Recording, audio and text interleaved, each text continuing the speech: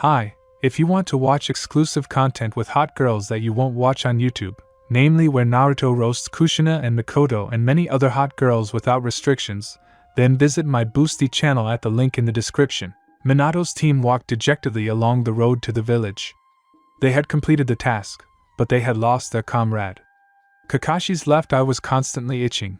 Rin was crying all the time, barely even hiding her tears. Look, Namikaze pointed to a clearing almost next to the village.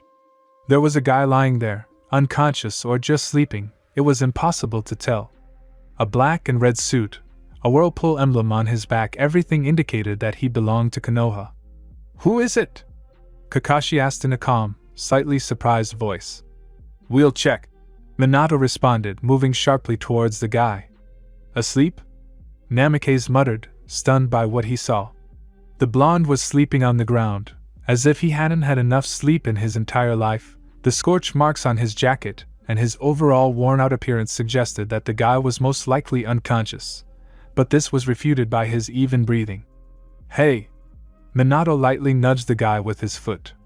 Huh! Shadow clones! The guy jumped up, made a seal, clones appeared, and then he noticed the one who woke him up, and literally bit his tongue. Who are you? The guy was silent and stared at Namikaze with disbelief. Then he made the seal again, after which both the clone and the guy disappeared. A suspicious kid. Let's go to the village. Namikaze commanded his men. Old man! An orange whirlwind burst into the Hokage's round office. 2ANBU immediately tried to subdue him, but it turned out to be a clone. Wait. I need to talk to the third alone. Hiruzen nodded briefly. The boy seemed both familiar and not. The ANBU silently left the office. Introduce yourself first. Naruto Uzumaki, son of the 4th Hokage, Jinchuriki of the Kyuubi, and future Hokage, the blonde smiled slyly. We only have 3 Hokage, and the Jinchuriki is different. I know, I'm from the future, Naruto said quite seriously. How do you know? Minato Namikaze is alive, and Hatake Kakashi is slightly under 28 years old. Uzumaki did not say anything else. How did you get here? Asked Sarutobi. No idea. I was training near the village with Captain Yamato, Kakashi-sensei, and 2 other members of our team. We all fell asleep, and I woke up here. Surprising. But we are investigating this case. Thank you, otherwise I still have so much to do there. Hokage-sama, we're back. Minato's team entered the Kage's office. You? Naruto just glanced sideways at the third, wondering how he would get out of this. Minato, where is Uchiha Obito? He died under the rubble, and the mission was completed. I see. Hiruzen glanced briefly at Naruto, remembering that he said that he worked in a team with Kakashi in the future. Then you will probably be happy with the new member of your team. Kin Uzumaki. Naruto nodded. What makes you think we'll accept him? Kakashi bristled. You have no choice. The Hokage folded his hands on the table and rested his chin on them. Humph. Hatake proudly raised his head and turned away. Nice to meet you, Kin. I am Namikaze Minato, this is Hatake Kakashi, and this is Rin, the future 4th Hokage introduced his entire team. What missions have you already completed? I wondered how strong the guy was. 7D rank, 1C, 2B and 6A. Wow. Minato was really surprised. Kakashi was also impressed, but continued to act offended. After all, his friend had recently died, and he didn't want a replacement. You're probably a jonin like Kakashi, the girl drawled. No, according to official documents I'm a genin. Kin smiled at her. It can't be, Kakashi exclaimed, turning around abruptly. Minato and Hiruzen were also shocked, firstly, for such a young man, so many high-ranking missions, and secondly, he didn't look like a genius.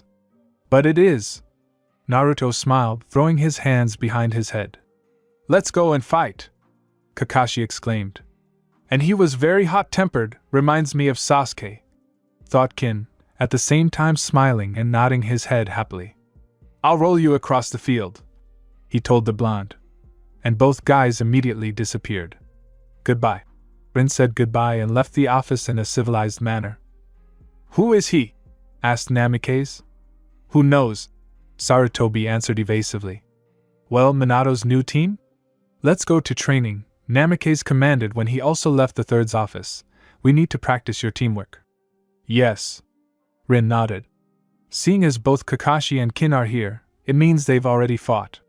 It's impossible to tell who won, both are unhappy and both have black eyes. This skin reminded Minato of someone, but he couldn't figure out who. He decided to just keep an eye on him. The four of them went to the training ground. Kin and Kakashi started bickering, and Minato started confusing the blonde with Obito.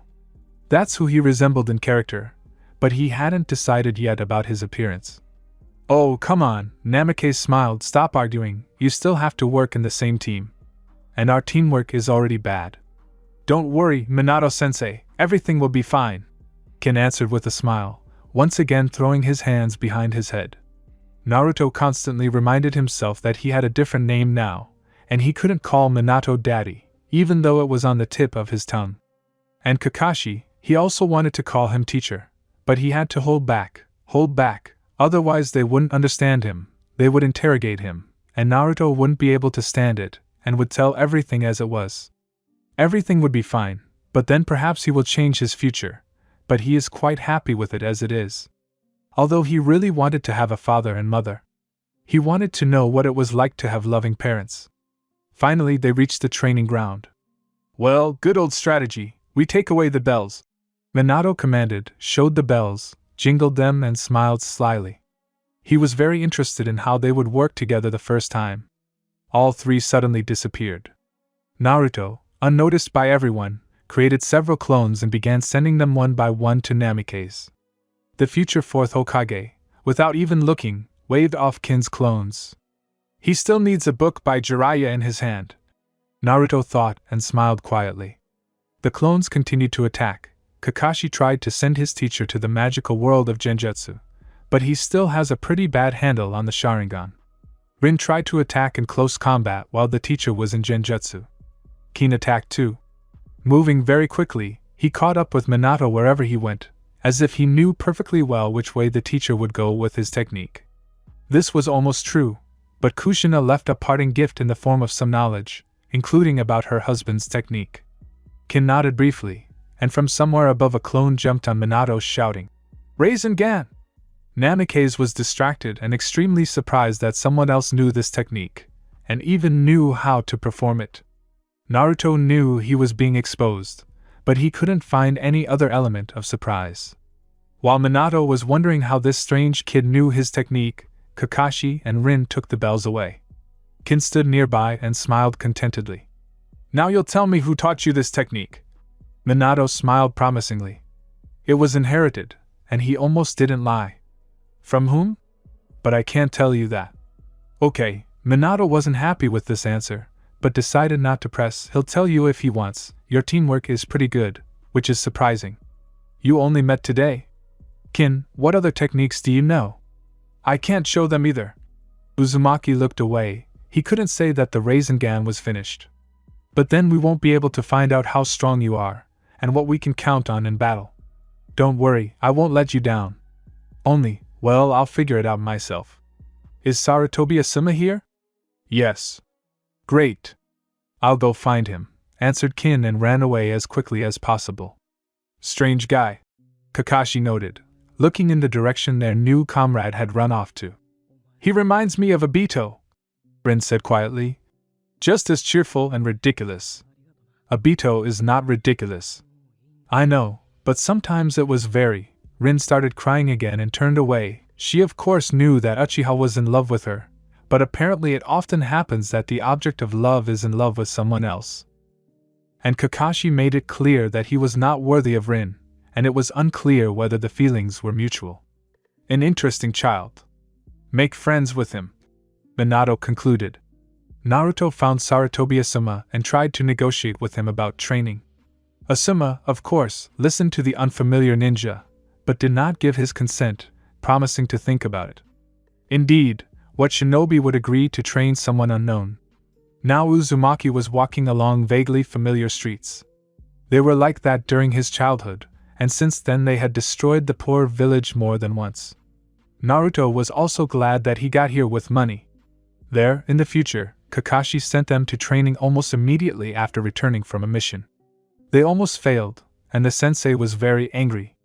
And sensei also tried to teach Naruto another element, the same with the other young shinobi. Sakura, except for medical techniques and a destructive fist, did not possess anything special. Sai also only drew. And Kakashi decided to take on their more diversified training, since they are considered the strongest team in the village. And now the Jinchuriki fox was purposefully heading towards Ichiraku. He hasn't eaten ramen for 2 weeks. 2 servings of ramen, please. Naruto entered the cafe, bending over so his face with whisker-shaped marks on his cheeks was not visible. Right now, Minato, the owner, looked at the guy who had sat down. Sorry, I got confused. It's okay. Naruto smiled, feeling very proud inside. He looks like his father. His heart felt a little warmer. Uzumaki might be glad to be here, but even in his empty head thoughts came that if he became attached to his parents here, it could turn into a disaster.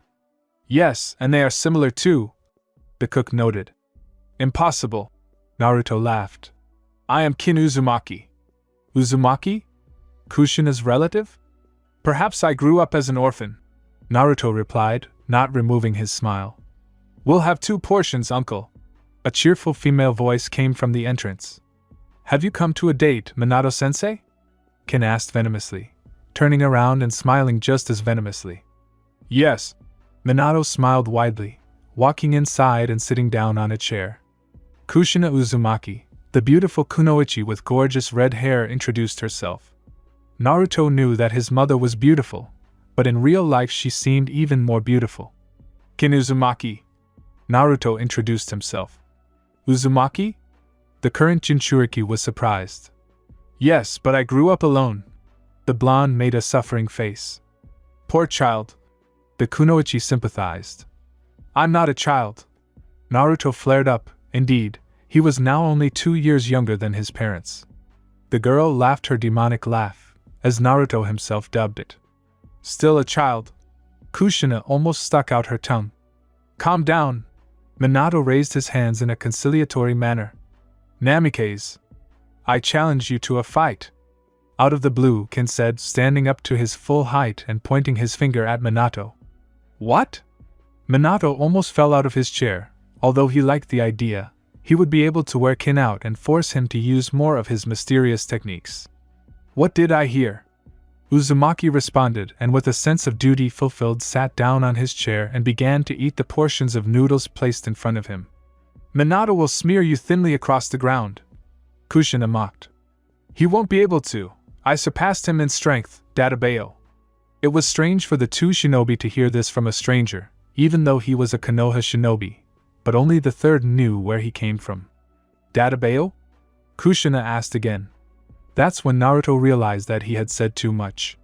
If Shikamaru were here, he could have already put together a logical chain and revealed Naruto's relative incognito. What? Uzumaki pretended to be a fool. It's nothing. The kunoichi looked at him suspiciously while eating her ramen. Okay, I'm going, Kin said goodbye, waving his hand. Thank you, it was delicious. Minato-sensei, we'll fight tomorrow. I don't want to disturb your date. More precisely, he didn't want to let anything slip. If his father found out who he was, it would be better late than now. Then Minato and Kushina went to the park. They sat, hugging, near a huge 100-year-old tree, hiding in its shade. Naruto was nearby and couldn't help but keep an eye on his parents. The idyll was broken by Jiraiya, who bragged about his first written book, laughed kindly at his student, and went about his business. Knowing Erosanin, he went to the springs, and will once again follow the poor, unsuspecting girls. Naruto himself didn't notice the tears on his cheeks. His parents, his teacher, who was alive and glowing with health, all of this brought on such a dull melancholy. It's not nice to spy on lovers, said a quiet voice in the blonde's ear. What? Kin abruptly wiped away his tears and turned around. Nothing.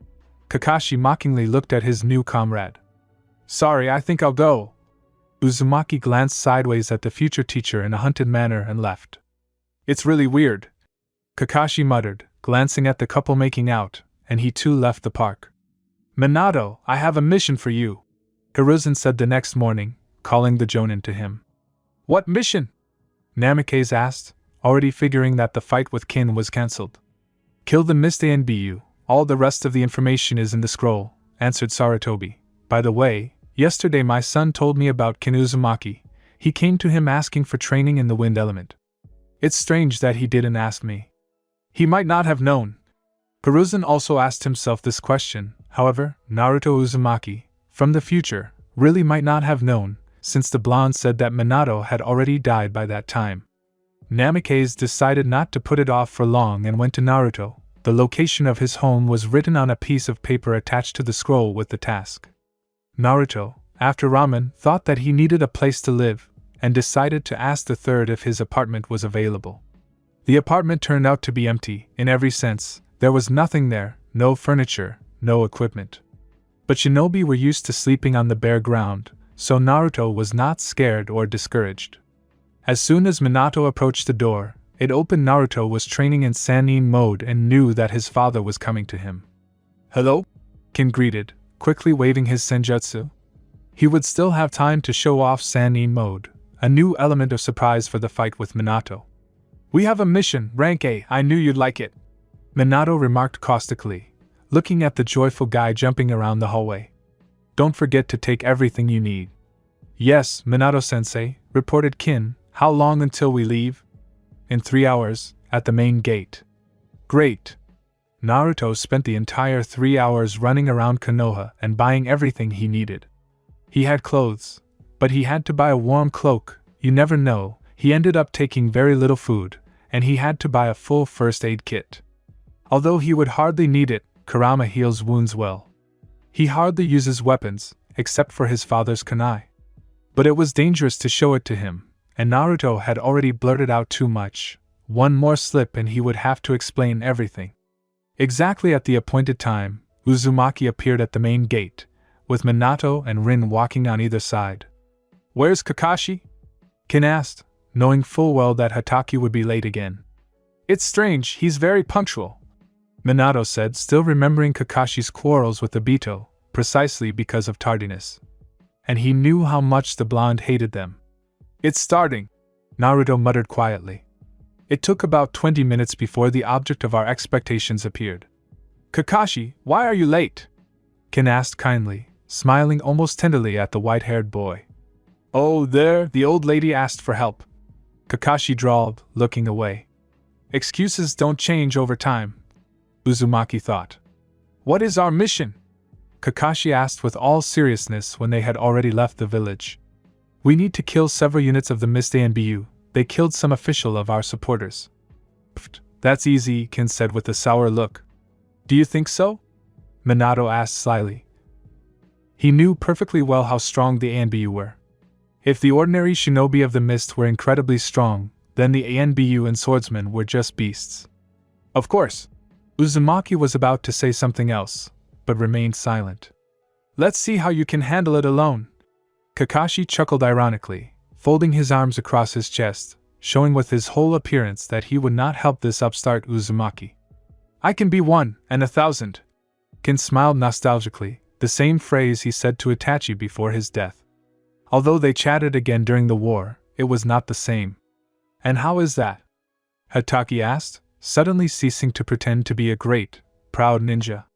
"Ha, and this is the genius of Konoha? Not to know such simple things," Kin chuckled. Namikaze chuckled. He had already guessed that Kin often used clones, and quite skillfully. But to create 1,000 of them, even he was a little skeptical about it. It would take a lot of chakra. "Don't fight." Rin smiled. She basically liked Kin as a person and a character. And Uzumaki himself spread rays of sunshine of friendship and kindness.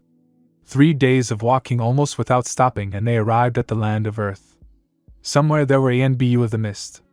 Another day of searching and they were finally found. A fight ensued.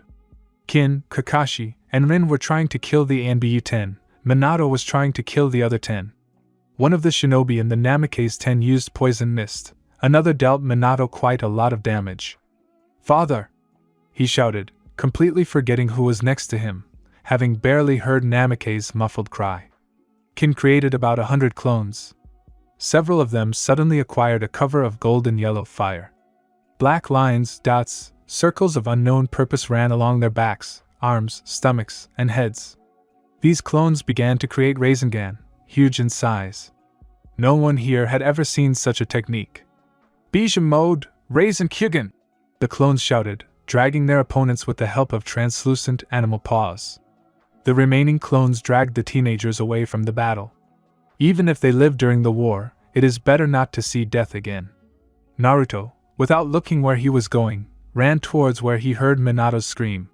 He didn't care that the mist was poisoned, he didn't care about the enemies. He killed them with a couple of blows from his tails, made from the Bijou chakra. Yes, he did not wait for the fight with Minato, and earlier revealed his cards that he was not a genin, but a Jinchuriki, and even a Sannin. The poison mist technique dissipated as Naruto finished off its creator, and immediately bent over the wounded Minato. "Dad," Uzumaki whispered, "Father, Minato. Wake up." Tears were streaming down his cheeks, but he didn't even notice them. All he knew was that if his father died here and now, he, Naruto Uzumaki, wouldn't exist either. He couldn't allow that to happen. Naruto decided to ask Kurama for help. He also heals his wounds, which means he knows how, and maybe he can help Minato. "TSK, to hell with you," replied the fox. "Stretch out your hands." Uzumaki did so, and Kurama's reddish-orange chakra flowed from his open palms, healing the wound and removing the poisoning. Minato was in some kind of suspended state. There was no sense of earth, sun, air, there was no pain, and his thoughts flowed sluggishly. As if through cotton wool he heard a cry, "Father!" Is that how they address him? Yes, it seems like he can't be a father, it's too early. "Dad!" It even seemed that the one calling sobbed, "Father, Minato! Wake up!" This is definitely true for him, but he just can't be a father. Or can he? Then, in the impenetrable darkness, he saw a red, calming glow. It pulled Minato out of the abyss of darkness, and now he was able to open his eyes. He sat bending over him, with his hands stretched forward. It was almost impossible to recognize Kina in him. The thin stripes on his face became thick lines, the guy's entire body and hair were engulfed in what seemed like fire, only it didn't burn, it warmed. His eyes, the familiar red color and thin vertical pupil, the eyes of Kyubi. The guy smiled with relief, brushed away the tears that had appeared and, throwing Namikaze onto his shoulder, went to the place where the clones had carried Kakashi and Rin. The clones disappeared one after another. 20 torn bodies lay on the abandoned clearing. Before Kin reached his teammates, he removed the Bijou mode. Although they had already seen it. Rin, as soon as she saw the teacher, immediately began to fuss over his wounds. And Kakashi watched Uzumaki with absolute distrust. "Who are you?" he asked sternly. "I got busted." Kin smiled bitterly and ruffled his hair. But he waited until Minato was healed to tell the story. Now all three of them sat and languished from information hunger. Minato had a lot of questions, especially where he got the Kyubi eyes from and what they were anyway. "Let's start with the fact that I haven't been born yet." "Why?" Rin asked, tilting her head to the side. "Because my birthday is still 5 or 4 years away," Kin replied. "So, you're from the future?" Minato guessed. "Yes, I don't know how I ended up here," Naruto nodded. "My team and I fell asleep on the training field in the forest. I woke up alone in here." "And who are you that you know the third, Kakashi, Asuma, and the village in general, but don't know that I have the wind element?" "Really?" The blonde eyebrows rose comically. "I really didn't know. In my time, you're already dead." There was genuine suffering and sadness in Uzumaki's voice. "In my time, many who are alive now died. We also had a war, and it spared no one. Only then all the shinobi united. We won, but not completely. We were unable to kill the main instigators, they fled." He was silent for a moment. "So I still need to go back to my time, kill these two and return my friend to the village." "Why are you telling me?" Kakashi asked. "Won't it affect the story?" "Maybe, but I'm not telling the whole truth," Kin responded. "Then I have a question. Are you the Jinchuriki of the Nine Tails?" "Yes." Naruto smiled. "Are you happy about this?" Minato asked almost with horror. He could not imagine such a thing. Not a single Jinchuriki lived happily with a Bijou inside. Except for Kushina, and even she is happy only because of the love of Namikaze himself. Everyone else fears or hates her. Very much so. At first, I didn't even know that I was a Jinchuriki. I was hated, feared, despised. I tried to prove to them that I was worthy of their recognition, but they didn't take me seriously then. They only started accepting me a little bit after I saved the village. Then I even became a hero of the 5 nations. How can a genin be a hero of the nation? Kakashi was surprised. He just didn't understand it. Well, officially I'm a genin, but in general I'm a sanin. My teacher told me that I surpassed Konoha's yellow lightning. Kin looked ironically towards Minato. Me? Namikaze was surprised, to which Uzumaki nodded. Who is your teacher? Kakashi asked. Another ironic look, you. Minato remembered that Kin was a Jinchuriki, which meant he had full control over the fox. He asked the blonde about that. Not control, comradeship, Uzumaki Minato corrected. I didn't think it was possible to become friends with the fox. If you really want it, you can do even more. Kin smiled. And who are you? Rin asked, guessing that the name given was not real. Naruto, son of the 4th Hokage. He smiled even wider. And who is the 4th? You will find out for yourself, in due time. It's boring, the girl said. Half a year has passed since that day, Minato became the 4th. That same day, Naruto came to Namikaze. Is that why you called me Father Naruto? Minato asked instead of greeting. Yes. You are my father, and Kushina is my mother. So we died there, in the future?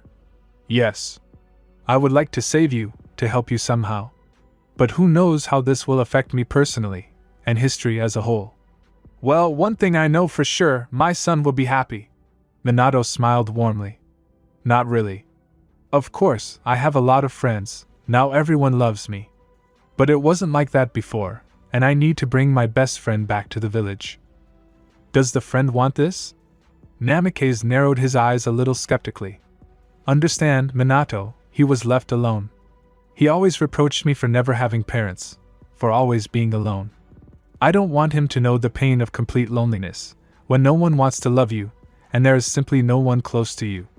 If he hadn't killed his brother himself, I might not have been so persistent in trying to bring him back. He killed his brother? Yes. Because his brother killed the entire clan. My friend is an avenger. Naruto smiled bitterly. He took revenge, learned the truth, and doesn't know what to do with it now. It's my duty as a friend to help him. You're a great friend, Naruto. Now I can definitely die peacefully, knowing that my son is an outstanding person. Minato also smiled rather bitterly. They talked for a long time. But in the morning, Minato woke up on the floor where he had fallen asleep yesterday with Uzumaki. There was no one. The only thing that remained as a reminder were the bracelets that Minato had bought for the whole team at the shop near the hot springs. It was made of gold, with a ligature of lightning and a leaf emblem. Naruto opened his eyes and couldn't believe what he saw. An adult Kakashi was leaning over him, looking thoughtfully. The rest of the squad members were visible nearby. What happened? Asked the blonde, rubbing his head. He guessed that he had returned, and was most afraid that it had all been a dream. Are you awake? Kakashi smiled. We lost you. How long have I been gone? The blonde asked again. 6 months. Pataki narrowed his eyes, knowing full well who was sitting in front of him, but the others didn't know about it. Uzumaki looked down and came across a very familiar bracelet on the teacher's right hand, the same one that Minato had bought for everyone once. It wasn't a dream after all. But where was his own bracelet? There it was, in its rightful place on his right wrist. What happened during my absence? You won't believe it, Sasuke came back and was also looking for you, along with us. Really? The blonde was very interested in the question of why he did it with joy. Naruto was picked up, dusted off, and they all headed back to Konoha together. Uzumaki entered his rather empty apartment, and Kakashi immediately jumped onto the windowsill, as if he had gone somewhere on his own business.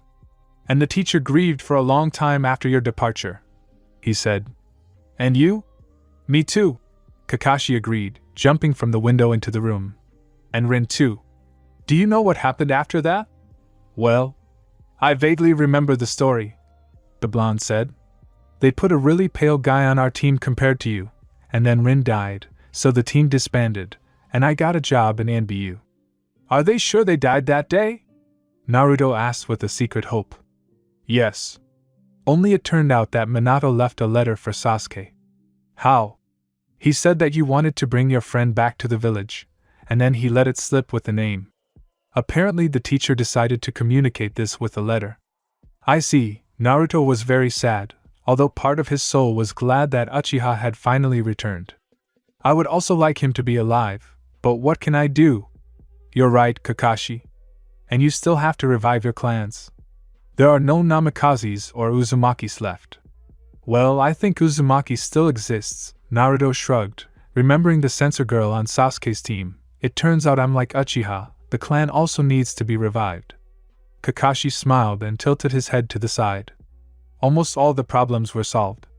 All that was left was to finish off the remnants of Akatsuki, but they hadn't shown any signs of activity yet, and finding them was quite problematic. Sasuke came back, but it was hard for him at first. Many in the village and other countries hated him, and frankly did not trust him. He felt almost exactly how Naruto felt as a child. But the brunette had facilitating factors. Naruto's help and support with Kakashi, and what is very surprising, the order of the fourth Hokage to remove all charges against Uchiha. It was kept by the copy ninja until a certain time. Tsunade was also initiated into the secret of Uzumaki's disappearance, and about Namikaze's letter, but kept silent. Naruto became even more serious, now almost no one saw his smile. In this way, Uzumaki became even more like his father. But just like his father, he had a sunny character, he still brought light and hope to everyone. And no one knew that Naruto, in secret, working on the basis of his clan's techniques and his father's developments, created a technique that was new and definitely forbidden. Time travel. Naruto used it to test his technique. Through long calculations he calculated the return to the point of his birth. In order for nothing to change, he had to act very carefully. And Kushina would not be saved, to his great regret. She survived after the extraction of the bijou only because she was from the Uzumaki clan. But it is quite possible to save the father. The main thing is not to let him use the seal of the god of death alone. And don't scare Madara. With Tsunade's silent permission, and Kakashi's vigorous and unnoticed help, Uzumaki began to put his plan into action. Few people knew that Naruto was the fourth son anyway. The same elders, the Hokage, and Kakashi's team. Even Sasuke didn't know.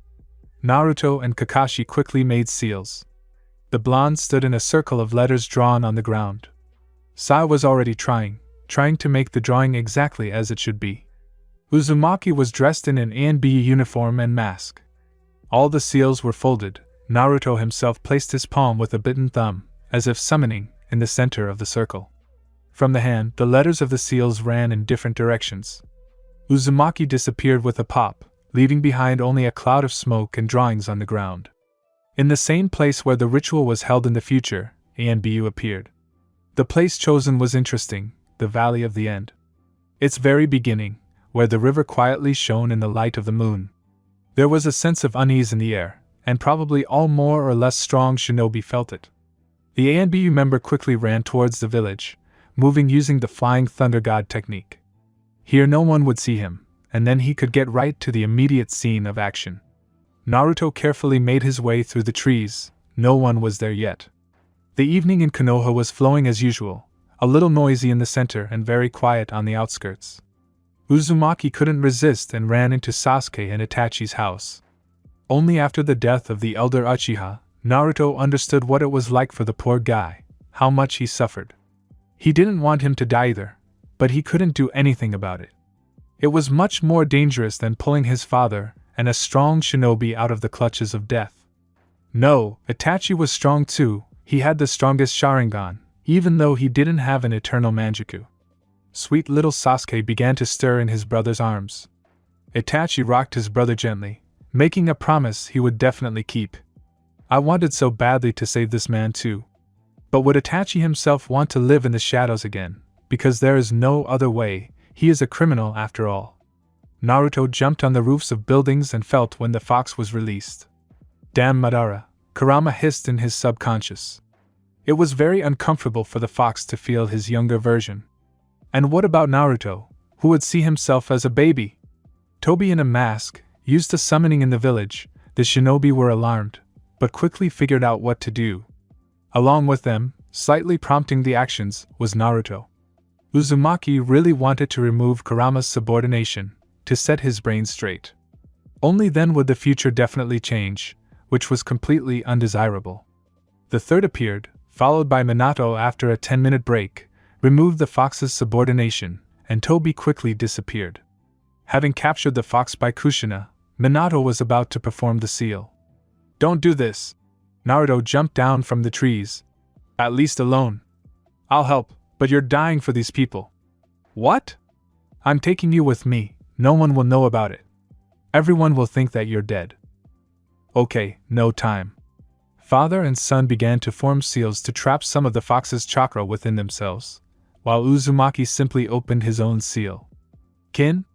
Kushina didn't know who Kin Uzumaki was. They decided not to tell her anything, but apparently the time has come. Now it's time for the poor woman to know that her son and husband will be happy and alive. "Mom!" Naruto smiled tenderly, falling to his knees on the ground. "What?" "I'm Naruto, from the future." The woman's eyes widened in disbelief. "We really want to save you, but Jinchuriki don't survive after the bijou is extracted. It would be possible if you weren't using the chakra chains now." "I see." Tears began to flow from the woman's eyes. "Forgive me, Kushina, I'm a bad husband." Minato was also in tears. "No, what are you saying? I'm happy. And I saw what my son will grow up to be. He's happy, and a strong shinobi. I'll know that my husband will live too." "Mom," Naruto was also crying. It was a farewell, and final instructions. "Kushina." Two blonde men hugged the dying woman from both sides. Kushina glanced at the worried faces of Minato and adult Naruto once more. Her son is a handsome man, there's probably no end to the girls. And they are so similar, how come she didn't realize the obvious before? Kushina smiled, for the last time. Naruto sobbed one last time. His clones, performing a show 100 meters away, sank to the ground. The third and his squad of ANBU saw the performance. The enraged fox pierced both the Hokage and his wife with his claw. They only managed to save their son, and sealed the demon in him. "It's time for us to go," Uzumaki said dully, summoning a large scroll containing the seal's writing. 5 minutes later, with a dull bang, the two blondes disappeared. When Sarutobi arrived at the scene, there was only little Naruto, quietly snoring on the altar. The bodies of the fourth and his wife were burning in a small fire. "Yo, sensei!" was the first thing Minato heard when the haze of the transfer seal cleared. In front of him stood a grown-up Kakashi, smiling happily. Next to him stood, also smiling, a pale guy with jet black hair. Naruto collapsed to the ground, breathing quickly and shallowly. "Naruto!" All three rushed towards the blonde. "I'm fine, just tired," he answered with a smile, sitting up heavily. "I have a question, how are you going to introduce me?" "Surely someone has seen the fourth Hokage in person." Minato tilted his head to the side. "Now is not the time to think about sad things." "Well," Kakashi drawled, "if you change your appearance a little, you can just say that you're his distant relative. In the meantime, you'll have to go to Grandma Tsunade's wearing a mask," Naruto added, throwing the aforementioned item to his father. Uzumaki himself put on the usual black and orange suit that the pale guy handed him. Namikaze also changed clothes, or rather just undressed. They took off their vest and cloak, tied their hair in a ponytail, and all in a friendly crowd galloped across the rooftops towards the Hokage's residence. Tsunade hadn't changed at all. She was still the same as Minato remembered her, although perhaps her voice had developed and become louder. "Naruto!" the enraged woman screamed. "Granny, don't hit me!" The blonde obediently raised his hands up, but dodged the heavy punch to the forehead. "Idiot! Why didn't you warn me? Why do I find out about everything from Kakashi?" All that was visible on Kakashi's face took on a very guilty look. "Traitor!" the offended guy drawled. Tsunade and the two unknown girls present giggled. "So, Minato, remember. I hope you remember me?" Namikaze nodded. "Excellent. This is Shizen, you should remember her, she is Dan's niece. This is Haruno Sakura, the third medic in the village after me and Shizen." The girls smiled welcomingly. "This is Sai, Danzo's former subordinate. And also, come out, Captain Yamato, another man, a tall, brown-haired man, jumped from the ceiling. Everyone here knows about you, that the fourth did not die that day. We will tell the rest that you are Naruto's relative, you are too similar. Okay. Minato nodded. So, now the name and the legend. Toru Namikaze, 18 years old, lived in the land of waves, didn't know that there were relatives until he had to move to Konoha. The rest you make up yourself, you're a genius, Tsunade said with a sly smile. Oh yeah, and you live with Naruto. I don't have any space. Uzumaki almost fell. Well, you were fired up by the idea of saving your father. The Hokage shrugged. Why can't we move into Kushina's in my house? You see, Minato, the village was destroyed several times, and not all the buildings were restored the last time. Because Konoha was completely destroyed, only the fence remained. Who committed such atrocity? The Akatsuki organization. There's only one person left from it. Absolutely all shinobi from all countries are looking for him. So the ninja destroyed all these Akatsuki? I don't want to brag, but roughly speaking, Konoha killed almost all of them. Although Tsunade didn't want to brag, there was still pride in her voice. And how many of them were there? 10. Not bad. You're insulting me, they were S-class missing nin. Kakashi drawled. Sorry. Namikaze apologized. Get out of here, Tsunade was tired of such a large crowd of people in her office. Let's go, Naruto said, habitually throwing his hands behind his head. Minato Toru was already walking without a mask, and the villagers looked back at the two very, very similar shinobi. Naruto! The blonde's rough voice called out. What, Sasuke? He turned around. Do you know where Kakashi is? I need to do some training, answered a tall, rather thin, but handsome guy with black hair and eyes. He may have returned to Konoha for his friend, but he wasn't going to change his attitude towards him. Or maybe he was embarrassed or ashamed, naturally not even hinting at such a scenario. I was at Granny Tsunade's, but I don't know where he went. Look at the monument. Naruto answered. And who are you? Uchiha turned his gaze menacingly to the guy accompanying Uzumaki. Then his eyes widened. Uchiha turned to the Hokage's rock and back. Toru Namikaze, he pressed on Minato's name, making it clear that even if he found out, he shouldn't spread it, and certainly shouldn't shout about the resurrected dead. Uchiha Sasuke. The guy chuckled, figuring that Naruto wouldn't be able to get out of the conversation. Well, we're off. Uzumaki waved his hand and quickly got away from his friend. This is your friend, why did he run away so quickly? Minato asked cheerfully. We have things to do. Naruto turned his serious gaze to his father. Let's go. Two blondes headed somewhere into the forest. Tell me, did you and Kushina have any memorable place? Naruto suddenly asked. Yes, but it's far from here, why? No problem, then I'll choose a memorable place for myself. Uzumaki answered mysteriously, heading further into the forest, towards the hill. On that hill, there was a tree from the Konin technique once. Here, in this very place, two students of the same teacher were able to understand each other and get rid of hatred. Naruto took out some kind of scroll, folded the seals, and Kushina's body appeared. You! Minato breathed out in amazement. I decided to take the liberty of burying her here and now. Naruto responded. Tell me, is Jiraiya here? Minato asked when they had already buried Kushina and were standing in silence. Ero-sanin? The guy turned and raised his eyebrows, then his face darkened. He died too. Almost 3 years ago, he was killed by his own student, Nagato. The one with the Rinnegan? Namikaze asked in surprise. Jiraiya-sensei believed that he was the child from the prophecy. Jiraiya had 3 options. You, me and Nagato, who was actually the child of prophecy, never decided, although everyone else except me was considered dead. Naruto said, you know, Nagato died in this place. That's why you decided to bury Kushina here. Not exactly. Nagato was the one who destroyed Konoha the last time. He was the figurehead leader of Akatsuki, and their main goal back then was to catch Jinchuriki and extract the Biju. He came for me. And I defeated him, but I didn't kill him. He gave his life in exchange for those he took during the attack. You really are strong, Naruto. Minato was pleasantly impressed that his son was able to defeat the owner of the Rinnegan. Maybe. I can't imagine what a weakling I would have been if it weren't for my friend's support. The blonde turned his gaze, clouded by memories, to the sky. Now I think I can tell you what happened to you. I need to know what I have to fight. Minato smiled tiredly. Okay. The blonde nodded. Both blondes went to Naruto's apartment. There, in the small kitchen, Uzumaki made tea, sat down opposite his father, and began to tell his story.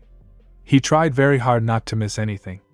Minato listened and tried to remember everything, the main events, Konoha's friends, and his son's story. It was pretty hard for both of them, but Kakashi came, as always, through the window. Sensei, the blonde boy drawled. Kakashi, do you know what a door is? Naruto asked irritably. No, what are you saying? I don't know. The man smiled sarcastically in response, sat down on a stool, and took out a rather tattered book. There you go.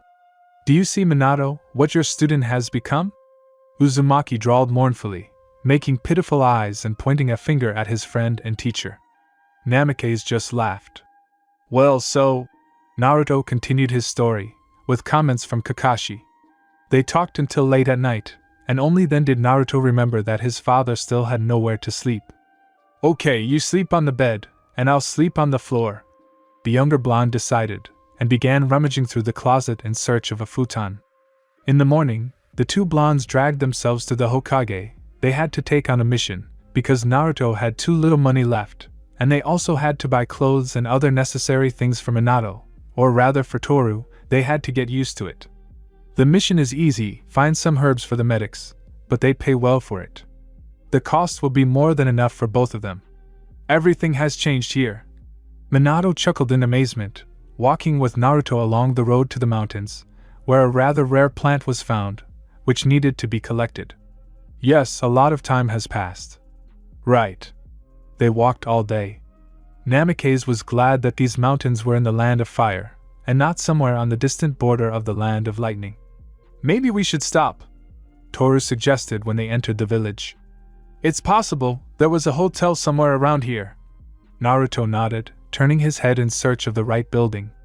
And here is the hotel, and as luck would have it, there is a noodle shop nearby, although I am sure that they are far from Ichiraku ramen. Haha, how do you know? Namikaze laughed. I've already tried, Naruto replied, smiling. So you like ramen? Toru asked with a hint of longing. Of course, it's not for nothing that my name is Naruto, the blonde replied. You're right. The second blonde smiled. They rented one room at the hotel, rightly deciding that there was no point in wasting their already not very large budget. They would still need the money. It was already evening, and the two blondes went to that very noodle shop. It's delicious, but Ichiraku is really tastier, smiled Toru, having eaten his portion. I told you so. Naruto also smiled, finishing his own.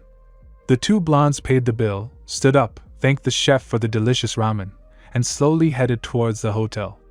I didn't feel like sleeping now. Both of us were in a tense mood. We wanted to talk, but it wasn't clear about what. But the silence was comfortable. Naruto wanted to talk about his mother, to ask what she had become after he left. There in the past, he hadn't talked to her much, although he really wanted to. But he didn't dare, for Naruto many years had passed, and he had come to terms with the loss. But for Minato it all happened practically yesterday. Minato didn't know where to start the conversation either. He had already heard about his son's exploits, but he wanted to know what he felt when he learned that he was a Jinchuriki.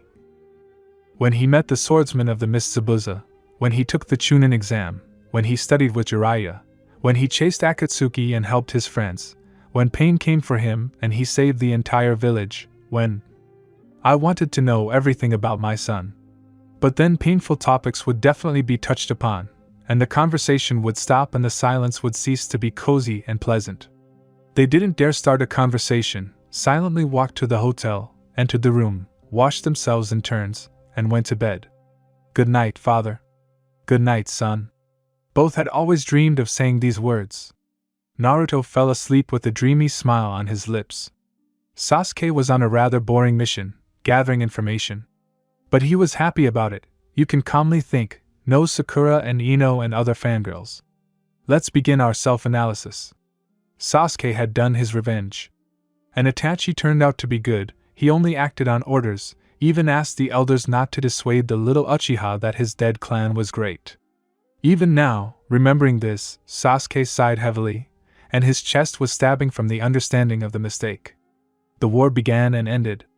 He, Sasuke, almost ended up in the clutches of a madman, even worse than Orochimaru, a scientist. Here was another mistake. He again fell for the bait of the masked Madara. He believed, as he had believed his brother in childhood, in the words that the Uchiha clan was the best, that they were so good, and they were offended that the Senju and others with their will of fire did not understand them, and did not allow them to stand at the helm of the village. The only Uchiha only now thought, remembering his childhood, what the clan didn't like about working in the Konoha police force. A prestigious job, and Madara presented it in the light of isolation from the government. He played with you, Sasuke admitted already. And after the war, the renegade Leaf wandered for half a year, until one day he became completely melancholy. Previously, there was a goal to kill the traitor Itachi. There was a best friend who desperately tried to bring him back. And now Naruto has given up on him and isn't looking for him at all. He killed his brother himself. So what to do? There was nowhere else to go, so Sasuke returned to the village. There was a surprise waiting for him there, in the form of forgiveness and a probationary period. Suspicious. Sasuke didn't trust anyone except his teacher and friend. They were the only ones who supported him. The fan club remained. The girls didn't care about his inner state. They loved him for his appearance. Well, Uchiha didn't care about them either. Now trust, shaky, has appeared. Konoha has acknowledged a little. Sand and Gaara have accepted it too. Kazekage has always fully supported Naruto, and apparently it was only for his sake that he believed Sasuke. Let him. He will endure everything, as long as his best friend does not leave him. Sasuke has somehow forgotten that he was the first to leave his friend. The result of self-analysis: he is a complete idiot and a loser. Conclusion: we need to change and look for a new goal in life. On that happy note, Uchiha fell asleep peacefully, wrapped in his sleeping bag. Kakashi woke up and, yawning, sat up lazily on the bed. The familiar house, dogs sleeping around, and the monotonous chirping of birds outside the window. This picture had hardly changed for many years. Kakashi thought distantly about his student and teacher. Father and son. Extremely similar. Hatake never told Naruto that he had many of Minato's little habits. He couldn't. Uzumaki didn't know about his father, and when he found out, Kakashi was already embarrassed to talk about it. Now Minato is with them, although it is against all laws, but the elders and Hokage were silent. Perhaps they understood that Namikaze would help them a lot. Then, during the Fox's attack on Konoha, Minato fought with Madara in a mask at a decent level, and here, together with Naruto, Uchiha and Gaara, and perhaps they can make a destructive tandem in their power. He somehow forgot to add himself, not considering him worthy. Kakashi got ready. And putting on a mask of laziness and boredom, went to Tsunade. Maybe she would give him some mission. Dolly. There's a bunch of criminals lurking at the grass border. Sasuke was already there, gathering information, and now Kakashi's team, in its reduced composition, must clean them up. Everything wasn't so bad. Kakashi went first to Tenzo, then dropped by Sai, and finally stopped by the hospital to tell Sakura about the mission. At the main gate, they met in 5 hours. A day and a half of travel, and they should meet Sasuke, and together with him begin the cleanup. During the transition, Kakashi found himself watching his kohai and student with interest. He hadn't noticed before how close they had become. He hadn't noticed anything at all. He was up to his ears in helping Naruto, apparently here for. It was at this time that everything changed. Sai also behaved rather strangely, often thinking distantly about something, so that a slight blush sometimes appeared on his cheeks. Kakashi himself sighed sadly. He still loved Rin, and did not confess to her only because he truly considered himself unworthy.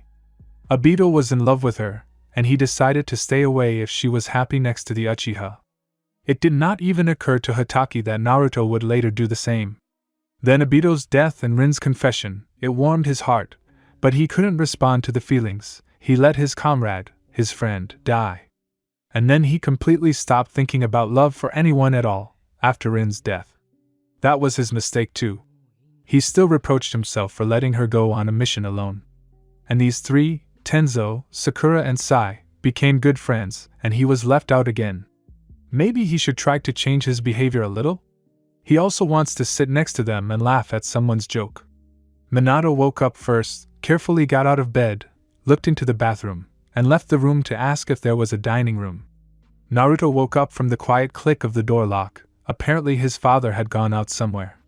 The blonde stretched sweetly and sat up on the bed, looked out the window, where a bird was sitting on a branch of a tree growing next to the building, and with interest, tilting its head to the side, was looking at what was happening in the room.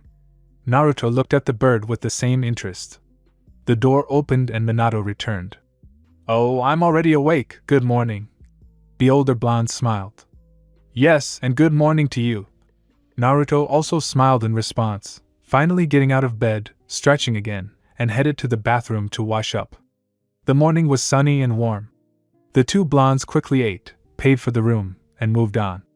"You know, and I always dreamed of becoming your student, but in view of your death, I wanted to become at least just like you." Naruto was looking at the sky with a detached expression as he spoke. Minato smirked softly. "But now it's possible," he noted. "Of course, I can teach you Rasen Shuriken. I thought you said that you have wind release. That's what I need," Naruto smiled. Ha ha ha. Minato realized that he had been tricked. Indeed, what Naruto had said about his battles, he had indeed surpassed him in strength, as he had stated back then in Ichiraku. "By the way, we never had a fight," Naruto suddenly remembered. "That's true," Minato drawled, then grinned in anticipation. "How about having a fight after we return to the village?" "I'm always for it." Uzumaki smiled. Sasuke was lazy. Sai's ink bird had already relayed a message from Konoha that he, Sai, Sakura, Yamato, and Kakashi were to kill those Sasuke had been so diligently tracking. In about 20 hours, Kakashi's team will arrive, and now, before it's too late, you need to think about your behavior. How to behave with friends. Practice has shown that hiding your feelings is not an option. Almost everyone except Kakashi and Naruto has already turned away from him for his secrecy. And Sasuke also dreamed of becoming friends with Minato Namikaze, the fourth Hokage, who forgot something here. And this is definitely not Edo Tensei, it's something else. No one bothered to describe the situation to Uchiha. And he didn't have time to talk to Naruto. Sasuke was given a mission, and Naruto himself is running around with Toru Namikaze, a new relative, like a chicken with an egg. And why is Uchiha so jealous? This blonde always had a lot of friends. To be offended by another friend even if it is his own father is stupid and unworthy of the noble head of the Uchiha clan. Deep down, Sasuke understood the reason for this jealousy. Naruto had always considered him, Sasuke, his best friend, and the Uchiha himself was afraid to the point of shaking in his knees that the blonde would forget about his best friend. Uchiha didn't even notice how he got drowsy in the sun, and he slept until Kakashi's team arrived. "Yo!" Uchiha greeted his comrades who had arrived and smiled slightly. Everyone was surprised by the warm welcome. They thought that Uchiha was already bored out of his mind, and when help came, he would yell, refuse, get offended, and go and destroy the gang alone. "Sasuke?" Sakura called uncertainly, distracted from her argument with Yamato, noticing the smiling Uchiha. "Why are you all looking at me?" He swallowed and took a step back. "No, nothing," Kakashi said and turned away. Sai just watched with interest. This black-haired guy was only interested in the manifestation of any feelings. He liked the hobby of knowing the emotions of other people, so much that he closely followed all his acquaintances. Sakura and Yamato continued their heated discussion about something obviously important and incredibly exciting. Sasuke breathed a sigh of relief. Showing emotions, not hiding behind a mask of indifference and calm, turned out to be quite easy, although unusual. Kakashi scratched the back of his head and sat down next to the Uchiha. "How are you doing?" asked the silver-haired man. "Mission." "I'm not talking about the mission," Kakashi interrupted. "But about you. How are your own affairs?" Hatake emphasized these words. Sasuke looked at the teacher in surprise. "It's fine," Uchiha answered cautiously. "You know, I'm tired of portraying an insensitive and boring ninja." Kakashi turned his thoughtful gaze to the sky. Sasuke flinched again. You certainly weren't boring, he answered cautiously. I rarely had fun, and almost never joked. Now I wanted to change something. I'm tired of living in a mask. Will you take this one off too? Uchiha asked, pointing to the mask that covered a good half of Hataki's face. Perhaps. He smiled slightly in response. I also decided not to hide my feelings, Sasuke said, bowing his head. Before I had a goal, to kill my brother, I had to learn to be cold-blooded, and I learned it so well that I forgot about everything good. I really became cold-blooded, before the real murders Naruto kept me while I was in the village. After leaving, however, the same thing. Every time I fought with someone, and there was an opportunity to kill the enemy, I always had a picture in front of my eyes, Naruto looking at me with reproach, but understanding. Killing after that became impossible. Uchiha gave a tirade. With feverishly shining eyes, slightly trembling fingers, he had never opened up to anyone. You're doing well, Sasuke. Kakashi smiled softly and ruffled his student's hair, calming him down. Both felt better after this conversation, and together they joined the three shinobi sitting nearby, who were again arguing about something. Team Kakashi had a quick snack. It was time to start the mission. Half an hour of analyzing the strategy, and all the escape routes and other hassles, they finally set out. The clanging of metal, cries for help, 20 minutes and no criminals. Sasuke only sighed with annoyance that such a short pleasure from a fight was not worth the days spent on surveillance. The 5 shinobi returned to Konoha. Father and son, Naruto and Minato, finally reached the mountains.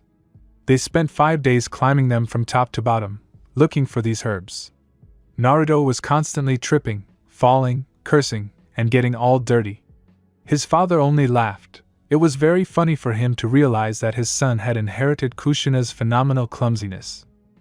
How many times Minato caught his eternal rival by the arms, by the waist, by the clothes. And the bloody habanero did nothing but constantly try to fall. Of course, not on purpose. And so Naruto, who came out in a still pretty decent-looking suit, now looked like a completely beaten down by life vagabond. True, the guy was very upset, and with each fall he lamented that the suit would soon have to be changed. But he did not want to do this, because it was a gift dear to his heart. And who gave it to you? Critically examining the intensely orange magnificence, although now it was dirty red. Ero-sanin, Uzumaki answered with a sad sigh, sadly picking at the new hole in his jacket with his finger. Jiraiya-sensei? Minato was surprised, and wondered if he had gone mad in his old age. Although Namikaze had not yet seen Naruto's previous costume, which this gift was bought to replace. Yeah, when we were traveling. The hyperactive blonde nodded dejectedly. He was very sorry that his sensei had died, that Naruto had spent so little time with him, and had never told him how much he loved him. Uzumaki didn't even have a photo left, only this very suit.